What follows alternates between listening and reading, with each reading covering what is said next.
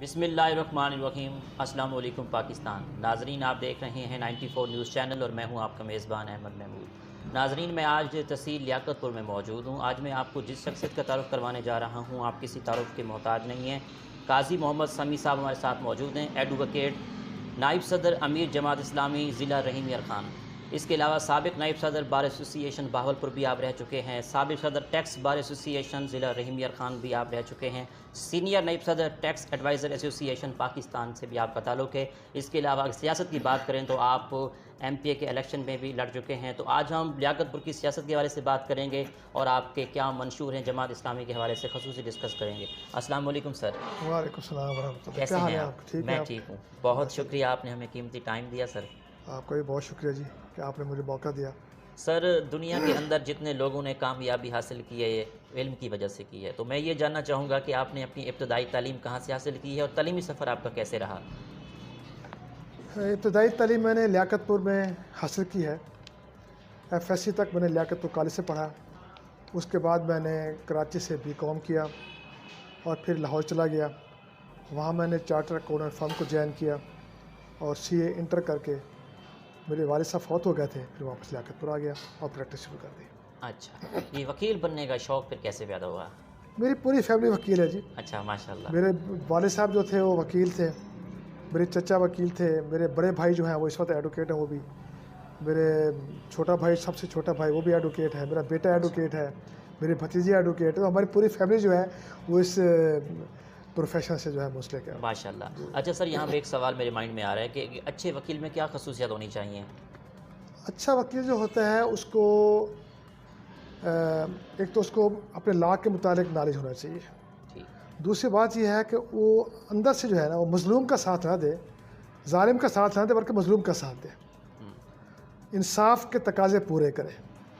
یہ سب سے اچھی چیزیں ہوتی ہیں، اپنے پروفیشن سے کمٹمنٹ کرے پڑے۔ بار اور بینچ کے تعلق کو کس طرح بہتر کیا جا سکتا ہے؟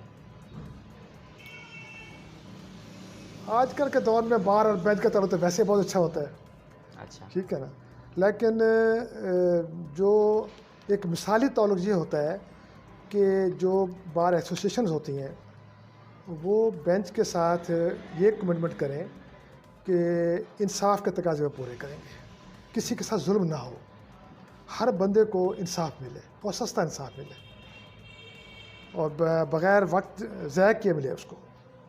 پاکستان کے عدالتی نظام کو آپ کیسے دیکھتے ہیں؟ عدالتی نظام میں بہتری کی گنجائش موجود ہے۔ اچھا۔ اصل میں جب کوئی سائل عدالت میں آتا ہے تو اس کو اپنے انصاف کے لیے سالہ سال جو ہے نا وہ صبر کرنا پڑتا ہے۔ بلکہ میں نے تو یہ بھی دیکھا ہے، میرے ساتھ اپنا واقعہ پیش آیا کہ ہمارا اپنا ایک کیس تھا، تو میرے والد صاحب کیس لڑتے رہے، ایڈوکیٹ تھے، حالانکہ سینئر ایڈوکیٹ تھے، جی۔ وہ لڑتے رہے، وہ فوت ہو گئے، اس کے بعد کئی دہائیوں کے بعد اس کا فیصلہ ہوا۔ تو یہ میں سمجھتا ہوں ظلم ہے پاکستان میں، اس کے اندر اصلاح ہونی چاہیے۔ اچھا سر، آپ سینئر نائب صدر رہے ہیں بار کے، تو آپ اپنے دور میں کیا آپ نے ڈیولپمنٹ کروائی تھی؟ ان فیوچر الیکشن لڑنے کا ارادہ رکھتے ہیں ہمارے بار کا؟ دیکھیں، بار ایسوسیشن کے الیکشن لڑنے کا مقصد تو یہ ہوتا ہے جی کہ جہاں پہ ہم نے بار اور بینچ کے درمیان مثالی تعلقات قائم کر رہے ہیں، جی۔ وہاں پہ جو نوجوان وکلا ہیں ان کو ہم نے اعتماد دینا ہوتا ہے، اور بار کے اندر جو ہے جو وہاں پہ ان کے مسائل ہیں ان کو حل کرنا ہوتا ہے۔ مثلاً جو بار کی گلیاں ہوتی ہیں اس کو پختہ ہم نے کروایا اپنے دور کے اندر۔ ہم نے سائیکل سٹینڈ جو ہے بنایا تاکہ پہلے لوگ بار عدالت کے اندر جو ہے وہ سائیکل ہر چیز لے کے آیا کرتے تھے، جی۔ ہم نے اب عدالت کے بحث جو ہے اس کا سلسلہ شروع کیا، جس سے بار کی آمدنی جو ہے اس کے اندر بھی اضافہ ہوا، اور جو نوجوان وکلا تھے ان کے اندر جو لا کی جو ایجوکیشن ہے اس کے لیے ہم نے وہاں پہ سلسلہ شروع کیا تاکہ وہ کچھ گین حاصل کر سکیں۔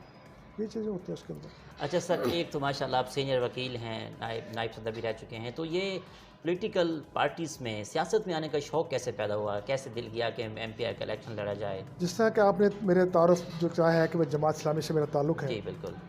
تو جماعت اسلامی جو ہے وہ ایک اس ملک کے اندر اللہ کا نظام لانا چاہتی ہے۔ اس وقت جو ملک کے اندر نظام چل رہا ہے وہ مظلوم کو داد رسی کم دیتا ہے، ظالم کو پروٹیکشن زیادہ دیتا ہے۔ پاکستان کے اندر اس وقت لوگ جو ہے وہ سود در سود جو ہے اس کے اندر پھنسے ہوئے ہیں، سودی نظام ہے پاکستان کے اندر۔ تو اس جماعت اسلامی کیونکہ اس کو ختم کرنا چاہتی ہے، اس میں اصلاح کرنا چاہتی ہے، تو جو وہ پلاننگ کرتی ہے ہم اس کے مطابق چلتے ہیں. اگر وہ کہتی ہے کہ جو الیکشن میں حصہ لینا ہے تو ہم الیکشن میں کھڑے ہو جاتے ہیں. ٹھیک سر. اچھا سر، آپ کی پارٹی کو اگر حکومت ملی تو آپ اپنی پارٹی کے تھرو ملک میں کیا تبدیلی لانا چاہیں گے؟ کیا آئیڈیاز ہیں آپ کے پاس؟ آپ یہ دیکھیں کہ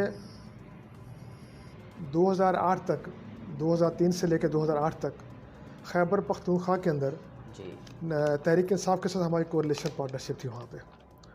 اور سراج الحق صاحب جو اس وقت ہمارے امیر ہیں پاکستان کے، جی. وہ وزیر خزانہ تھے. وزیر تعلیم بھی ہمارے پاس تھی وہاں پہ. تو آپ نے دیکھا ہوگا کہ پاکستان کے اندر سب سے بہترین حکومت اس میں خیبر پختونخوا میں تھی. اور جو بجٹ بنایا جاتا تھا وہ لوگوں کی فلاح و بہبود کے لیے. یہ جو پنجاب کے اندر جو مفت تعلیم، مفت کتابیں ملی، یہ سب سے پہلے سراج الحق صاحب نے خیبر پختونخوا میں انٹروڈکشن کرایا تھا. ہسپتالوں کے اندر جو مفت دوائی مل رہی ہے اس وقت، یہ سب سے پہلے خیبر پختونخوا میں سراج الحق صاحب نے انٹروڈیوس کرایا تھا. تو صاحب ظاہر ہے جماعت اسلامی کا جو دستور ہے، جماعت اسلامی کا جو مشن ہے وہ لوگوں کی خدمت کرنا ہے. اور ہم نے وہاں پہ دکھایا ہے کہ جو ہے بغیر کسی کرپشن کے ہم نے لوگوں کی وہاں پہ خدمت کی. لوگوں نے ہم پہ اعتماد کیا. اور جو وہاں پہ بلدیاتی الیکشن ہوئے وہاں پہ جماعت اسلامی جو ہے وہ خیبر پختونخوا کے اندر دوسری بڑی جماعت بن کے ابھری وہاں پہ. پاکستان کی موجودہ سیاسی صورتحال پر آپ کا کیا تبصرہ ہے؟ پاکستان کے اندر اس وقت جو سیاست ہو رہی ہے وہ صرف سرمایہ داروں کی سیاست ہے. عام آدمی جو ہے اس کے لیے سوچ نہیں ہے ان کے پاس. نہ ہی وہ اسمبلیوں کے اندر عام آدمی کے حوالے سے عام آدمی کے مسائل کے بارے میں ڈسکس کرتے ہیں. اور کرپشن کا بازار گرم ہے پاکستان کے اندر. جس محکمے میں چلے جائیں آپ، کرپشن ہی کرپشن ہے. نیچے سے لے کے آگے تک ان کے سیاست میں وزیر اعظم تک جو ہے یہ سب سلسلہ چلا ہوا ہے. تو یہ سلسلہ میں سمجھتا ہوں کہ پاکستان کے عوام جو ٹیکس دیتا ہے اس کا صحیح استعمال نہیں ہو رہا. پاکستان کے مسائل جو ہیں ابھی تک دیکھیں کہ صاف پینے کا پانی نہیں مل رہا لوگوں کو، سیوریج کا نظام نہیں ہے، ہسپتالوں کے اندر جو ہے فیسلٹیز نہیں ہے، ڈاکٹر نہیں ہے. لیاقت پور کے اندر جو ہے ہمارے سول ہسپتال کے اندر جو ہے اس وقت آپ جا کے دیکھیں ڈاکٹر کی کمی ہے. لوگ چھوٹے سے علاج کے لیے بھی وہ بھاولپور اور ہیمخ جانا پڑتا ہے ان کو. اچھا، یہ ٹیکس جو ہے کن کن اداروں کو ادا کرنا پڑتا ہے عوام کے لیے، غریب کے لیے؟ اس بارے میں گائیڈ کیجیے گا. پاکستان کے عوام کی بدقسمتی ہے کہ یہاں پہ فی کس آمدن کم ہے، لیکن گورنمنٹ نے اتنے ٹیکس ان کے اوپر عائد کر دیے ہیں کہ لوگ پریشان ہیں. اب آپ دیکھ لیں کہ پراپرٹی ٹیکس کو دیکھ لیں، آپ پروفیشنل ٹیکس کو دیکھ لیں، سیلز ٹیکس کو دیکھ لیں، ان جو انڈائریکٹ ٹیکسز ہیں، انکم ٹیکس کو دیکھ لیں. غرض یہ ہے کہ کم از کم 50 سے زیادہ قسم جو ٹیکس ہیں وہ آدمی دے رہا ہے. تو یہ ظلم ہے. اس میں لوگوں کو ریلیف دینا چاہیے. لوگوں کی جو انکم کو بڑھانے کے ذرائع جو ہیں ان کو لوگوں کو روزگار دینا چاہیے. جب لوگوں کے پاس پیسہ ہوگا تو وہ لوگوں کو ٹیکس دے سکتے ہیں نا. اب یہاں پہ تو حالت یہ ہے کہ جبری ٹیکس وصول کیا جا رہا ہے. لوگ خود دینا نہیں چاہتے کیونکہ ان کو کوئی فیسلٹی مل نہیں رہی. ان کے بچوں کو جو ہے ایجوکیشن، اب دیکھیں آپ غریب کا بچہ کہاں پڑھ سکتا ہے، اتنی تعلیم مہنگی ہو گئی ہے. اس ٹیکس سے اسٹیٹ کو کیا فائدہ ہوتا ہے؟ دیکھیں اس پہ کوئی شک نہیں ہے کہ ٹیکس دینا چاہیے، لیکن کیونکہ لوگوں کو گورنمنٹ کے اوپر اعتماد نہیں ہے، اعتماد کا فقدان ہے یہاں پہ. اور اس کی وجہ یہی ہے کہ ٹیکس لیتے ہیں اور اس کا استعمال صحیح نہیں ہوتا. لوگوں کو نظر نہیں آتا کہ ہمارا جو پیسہ ہے وہ صحیح استعمال ہو رہا ہے. لوگوں کو یہ نظر آ رہا ہے کہ ہمارے پیسوں سے، لوگوں کے ٹیکس کے پیسوں سے یہ جو حکمران ہیں یہ عیاشی کرتے ہیں، اس لیے وہ ٹیکس دینے میں گھبراتے ہیں. اگر لیاقت پور کی سیاست کے حوالے سے بات کریں تو لیاقت پور کی سیاست کو کیسے دیکھتے ہیں؟ آپ کا کیا تبصرہ ہے؟ دیکھیں جب تک عام آدمی سیاست سے ٹچ نہیں رہے گا اس وقت تک عام آدمی کا مسائل حل نہیں ہو سکتے. جب ایک آدمی پیسے خرچ کر کے اور بہت ہیوی قسم کے پیسے خرچ کر کے ایم پی بنتا ہے تو وہ کیوں بنتا ہے آخر؟ اس لیے بنے گا کہ جتنے اس نے پیسے خرچ کیے ہیں وہ پہلے اپنے پیسے نکالے گا، لوگوں کے بارے میں تو بعد میں سوچے گا وہ. تو اس لیے جب تک، اور لوگوں کی سوچ بھی نہیں ہے، ایسی بات ہے، لوگ بھی یہی سوچتے ہیں کہ جس کے پاس پیسہ ہے الیکشن لڑنا اس کا حق ہے. لوگوں کو بھی اپنی سوچ میں تبدیلی چاہیے اور یہ سوچنا چاہیے کہ اگر ان کے اندر سے کوئی بندہ اوپر جائے گا تو وہ ان کے مسائل کو زیادہ بہتر طریقے سے حل کر سکتا ہے۔ اچھا، لیاقت پور میں ایسی کیا ڈیفیشینسیز ہیں جو آپ چاہتے ہیں کہ ان کو حل ہونا چاہیے؟ کیا مسائل ہے بیسک لیاقت پور کے؟ لیاقت پور میں جو 2-3 مسائل ہیں نا جی۔ سب سے بڑے وہ یہ ہے کہ لیاقت پور کا جو سیوریج کا سسٹم ہے اس وقت یہ 60s کا ہے۔ اچھا، اس وقت آبادی کم تھی۔ آج حالت یہ ہے کہ یہ جو سیوریج سسٹم ہے یہ ناکام ہو چکا ہے اور ہر گلی کے اندر پانی کھڑا ہوا ہے۔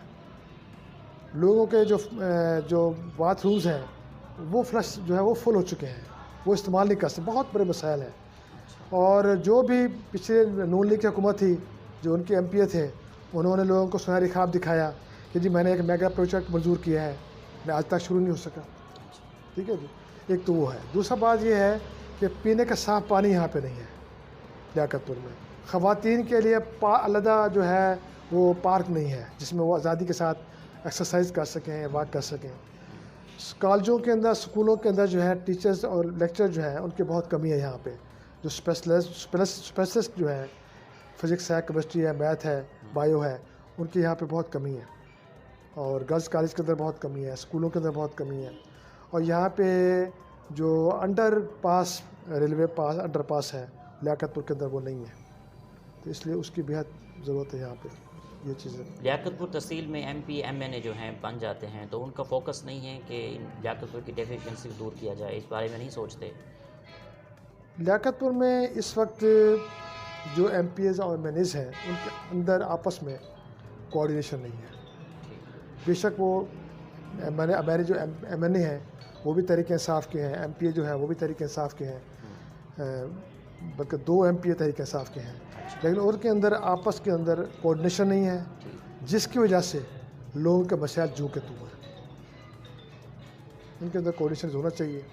اگر اس حکمران جماعت کے اندر ہوتے ہوئے بھی یہ لوگوں کے مسائل حل نہیں کر سکتے تو پھر عوام کا اللہ ہی حافظ ہے۔ اچھا سر، چنی گوڈ سے رحیم یار خان سنگل روڈ ہے، آئے دن ایکسیڈنٹ بھی ہو جاتے ہیں، تو کیا یہ ڈبل روڈ نہیں ہونا چاہیے؟ اس بارے میں کیا کہیں گے آپ؟ اس حوالے سے کافی مرتبہ ہم نے بھی وہاں پہ درخواستیں بھجوائی ہیں اچھا، کہ اس کے اوپر رش بہت بڑھ چکا ہے اور اس کو ون وے ہونا چاہیے۔ اکثر یہاں پہ حادثے ہوتے رہتے ہیں، تو یہ تو بہت ضروری ہے، ٹائم بہت ضائع ہوتا ہے۔ اب دیکھیں آپ لیاقت پور سے اگر آپ صادق آباد جائیں تو کہیں بھی فیروزہ دیکھیں، آپ خانپور چلے جائیں، آپ رحیم یار خان چلے جائیں، بائی پاس نہیں ہے جی اور اندر سے شہر کے اندر جاتے ہوئے لوگوں کا کافی ٹائم ضائع ہوتا ہے۔ بالکل۔ تو یہ ضروری ہے، بہت ضروری ہے، یہ ون وے بھی ہونا چاہیے اور بائی پاس بھی ساتھ ہونا چاہیے۔ اچھا سر، دوسری بات یہ ہے کہ لیاقت پور رحیم یار خان سے 100 کلومیٹر دور ہے، یہاں سے بہاولپور 100 کلومیٹر دور ہے، تو اس کو ضلع بنوانے کے لیے یہاں کے لیڈر کوئی اقدامات کر رہے ہیں کہ لیاقت پور ضلع بن جانا چاہیے؟ ہمیں تو سب سے میں سمجھتا ہوں افسوسناک بات ہمیں یہ لگتی ہے کہ جنوبی صوبہ پنجاب محاذ بنا کے ان لوگوں نے لوگوں کے ساتھ دھوکہ کیا، ان لوگوں نے جنوبی پنجاب کے لوگوں کے ساتھ دھوکہ کیا ہے کہ جی ہم صوبہ بنائیں گے۔ کہاں صوبہ بنایا؟ ویسے کا ویسا ہے۔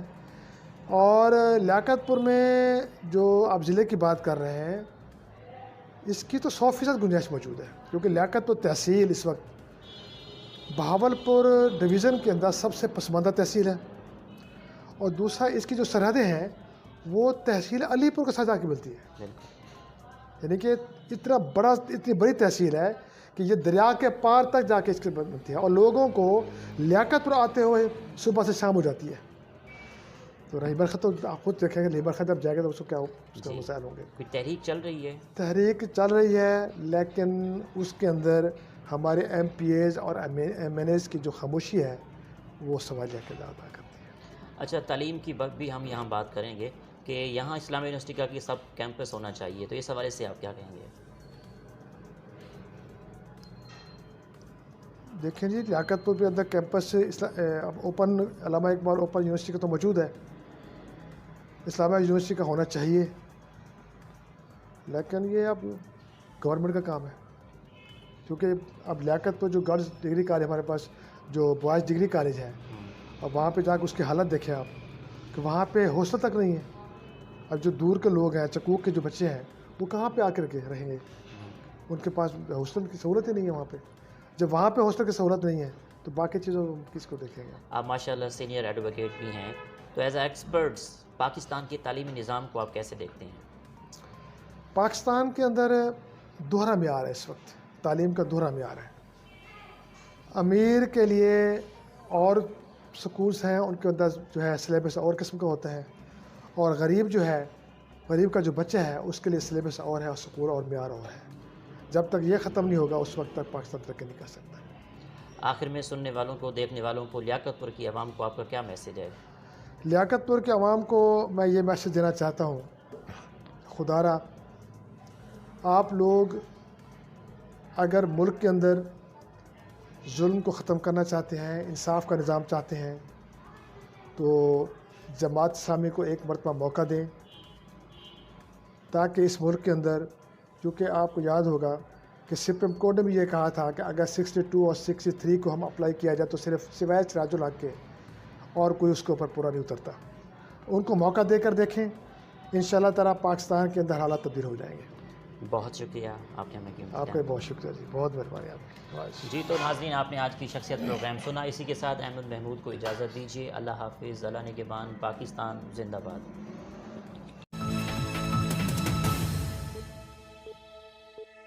QB Stores, ضلع کا سب سے بڑا کڈ اسٹور.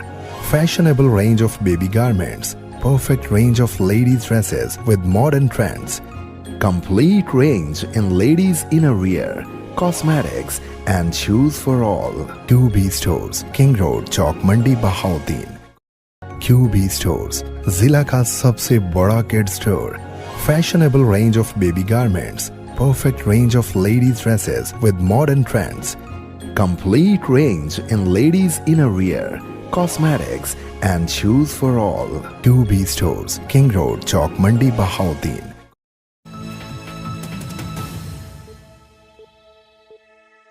کیا آپ اپنے گھر کی خوبصورتی کے لیے ایک اچھے پینٹ کی تلاش میں ہیں؟ تو آئیے اور ہمارا ساتھ بن جائیے. ہم گھروں کو سجاتے ہیں رنگوں سے اور ساتھ نبھاتے ہیں زندگی بھر کا. سپر لیک پینٹس، رنگوں کے شیڈز کی وسیع تر رینج کے ساتھ ہمارے رنگ خوبصورتی اور معیار میں سب سے آگے. ایک بار لگے تو سالوں تک چلے. برٹش سٹینڈرڈ کے عین مطابق انڈسٹریل پینٹ میں سب سے مشہور نام سپر لیک پینٹس. اسی لیے تو ہم کہتے ہیں رنگوں کا بادشاہ.